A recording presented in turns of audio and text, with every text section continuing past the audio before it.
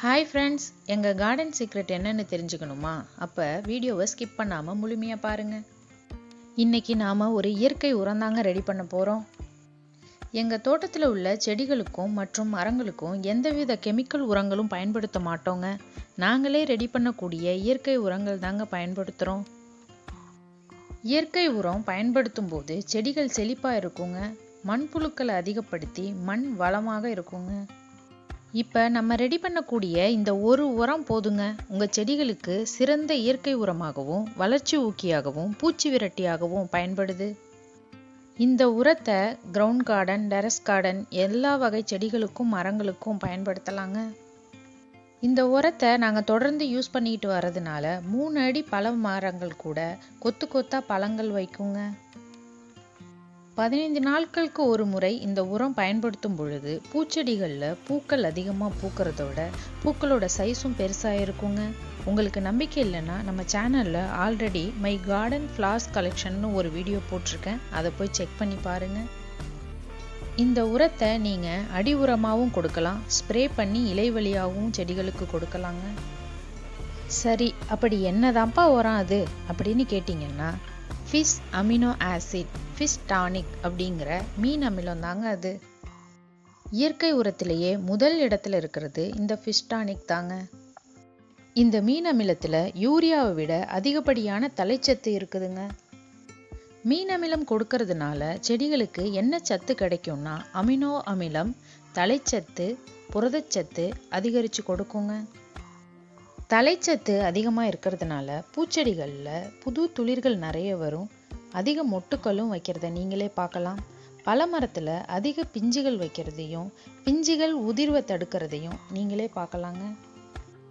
கடைகளில் அதிக காசு கொடுத்து கெமிக்கல் உரம் வாங்கி செடிகளுக்கும் மரங்களுக்கும் போட்டு மண் வளத்தையும் கெடுத்து அதிலிருந்து வரக்கூடிய பழங்களை நம்ம சாப்பிடும்போது நம்ம உடலுக்கும் கேடுங்க.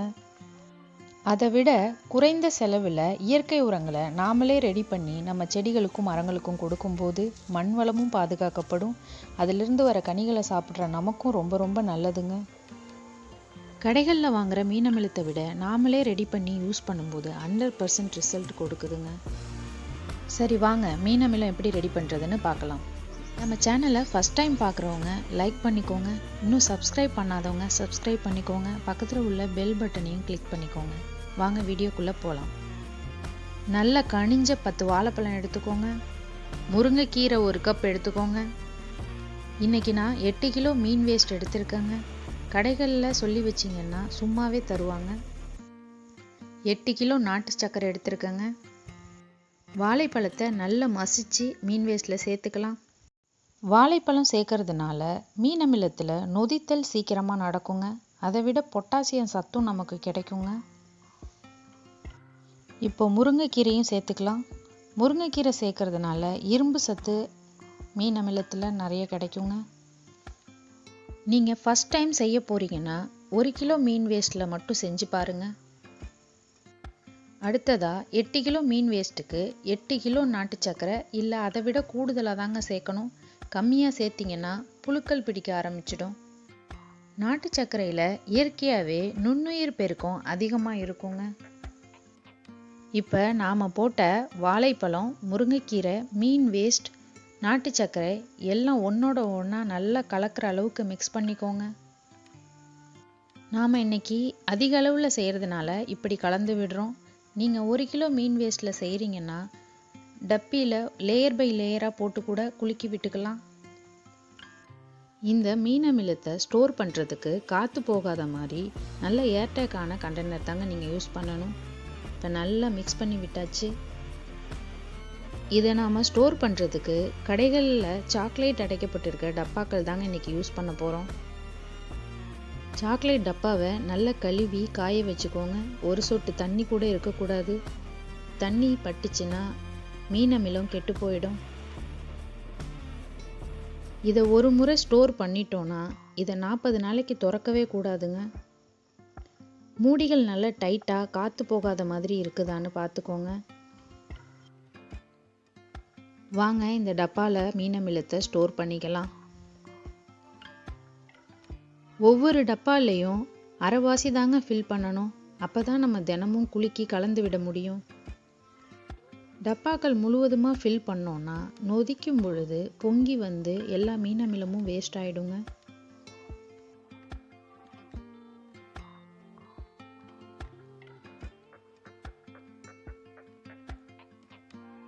இப்போ நம்ம எடுத்து வச்சிருந்த 4 டப்பிகள்லையும் ஃபில் பண்ணியாச்சுங்க. இதை ஒரு நிழலான பகுதியில் யாரும் டிஸ்டர்ப் பண்ணாத வகையில் எடுத்து வச்சுக்கோங்க. 2 நாளைக்கு ஒரு முறை எடுத்து குலுக்கி மட்டும் விடுங்க. மூடியை எக்காரணம் கொண்டும் திறக்கக்கூடாது. ஏர் ஃபார்ம் ஆச்சுன்னா மட்டும் மூடியை லைட்டாக திறந்து ஏரை ரிலீஸ் பண்ணி விட்டுட்டு திருப்பி நல்லா டைட்டாக மூடிக்கோங்க. ஒரு முறை நீங்கள் இந்த உரத்தை செஞ்சு வச்சிட்டிங்கன்னா போதுங்க. 6 மாதம் வரைக்கும் உங்களுக்கு கெட்டே போகாது. நீங்கள் செடிகளுக்கு 15 நாளைக்கு ஒரு முறை யூஸ் பண்ணிக்கலாம். நான் சொன்னது மாதிரியே அப்படியே ஸ்டெப் பை ஸ்டெப்பாக ஃபாலோ பண்ணுங்க. இதில் ஏதாவது ஒரு மிஸ்டேக் ஆயிடுச்சுன்னா உங்களுக்கு மீன் அமிலம் ஸ்மெல் வர ஆரம்பிச்சிடுங்க. புழுக்களும் உருவாக ஆரம்பிச்சிடும். அப்போயே நீங்கள் மீன் அமிலம் கெட்டு போயிடுச்சுன்னு தெரிஞ்சுக்கலாம். நான் சொன்னது மாதிரியே அப்படியே ஃபாலோ பண்ணிங்கன்னா 100% மீன் அமிலம் கெட்டே போகாதுங்க. மீன் ஸ்மெல்லும் வராது. நான் ஆல்ரெடி ரெடி பண்ணி வச்சுருக்க மீன் அமிலம் தாங்க இது. இதை எவ்வளோ அளவு செடிகளுக்கு கொடுக்கலான்னு பார்க்கலாம் வாங்க. கடைகளில் வாங்கக்கூடிய மீன் அமிலம் ரொம்ப லிக்யூடாக இருக்குங்க. 1 லிட்டருக்கு 30 ml கலக்க சொல்லுவாங்க. ஆனால் நாமளே ரெடி பண்ணியிருக்க மீன் அமிலம் எப்படி கட்டியாக இருக்குன்னு பாருங்கள். இதை 1 லிட்டருக்கு 5 ml கலந்துக்கிட்டால் போதுங்க. இன்றைக்கி 10 லிட்டருக்கு நம்ம 50 ml கலந்துருக்கோம். இதை நல்லா மிக்ஸ் பண்ணி விட்டு செடிகளுக்கு அடி உரமாகவும் கொடுக்கலாங்க. இதை நல்லா வடிகட்டி ஸ்ப்ரேயரில் யூஸ் பண்ணி ஸ்ப்ரே பண்ணியும் விடலாங்க. மீன் அமிலம் கலந்த இந்த தண்ணியை மரங்களுக்கு 5 லிட்டர் வரைக்கும் ஊற்றலாங்க. சின்ன சின்ன பூச்செடிகளுக்கு 2 கப்பே போதுமானது. நான் சொன்னது மாதிரியே நீங்கள் ட்ரை பண்ணி யூஸ் பண்ணி பார்த்துட்டு கண்டிப்பாக எனக்கு கமெண்டில் சொல்லுங்கள். நம்ம தொட்டிகளில் வச்சுருக்கக்கூடிய குரோட்டன் செடிகளுக்கு கூட இதை யூஸ் பண்ணலாங்க. எந்த ஸ்மெல்லும் வராது. பஞ்சாமிர்த ஸ்மெல் தாங்க வரும். ஆல்ரெடி நீங்கள் மீன் அமிலம் யூஸ் பண்ணியிருந்தீங்கன்னா தெரியுங்க உங்களுக்கு. மீன் ஸ்மெல்லே கொஞ்சம் கூட வராதுங்க. இந்த ஸ்மெல்லுக்கு எந்த ஒரு பூச்சி தாக்குதலும் உங்கள் செடிக்கு இருக்காதுங்க. நம்ம தோட்டத்தை நாசம் பண்ணக்கூடிய எலி கூட இந்த ஸ்மெல்லுக்கு பக்கத்திலே வராதுங்க. இந்த மீன் அமிலம் ரெடி பண்ணுறதுல உங்களுக்கு ஏதாவது சந்தேகம் இருந்துச்சுன்னா கண்டிப்பாக கமெண்டில் சொல்லுங்கள். நான் உங்களுக்கு ரிப்ளை பண்ணுறேங்க.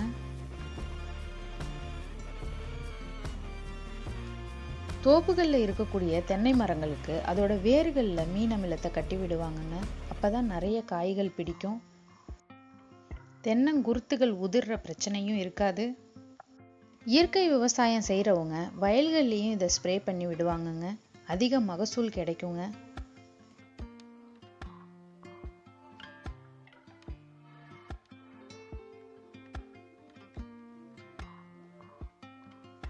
இந்த ஒரு உரம் போதுங்க. உங்கள் செடிகளில் உள்ள எல்லா விதமான பிரச்சனைகளையும் சரி செய்து செடியை நல்ல செழிப்பாக வளர செய்யுங்க. மரங்கள்லேயும் பிஞ்சுகளும் காய்களும் கொத்து கொத்தாக கிடைக்கிறத நீங்களே பார்க்கலாம்.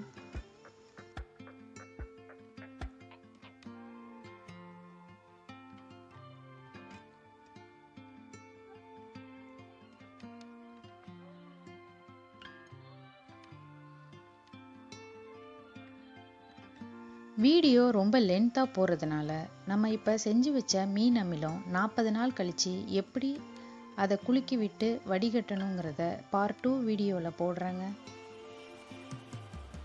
நீங்களும் உங்கள் செடிகளுக்கு எந்தவித கெமிக்கல் உரங்களும் போடாமல் இயற்கை உரங்களே போட்டு இயற்கையை பாதுகாப்பீங்கன்னு நம்புகிறேங்க.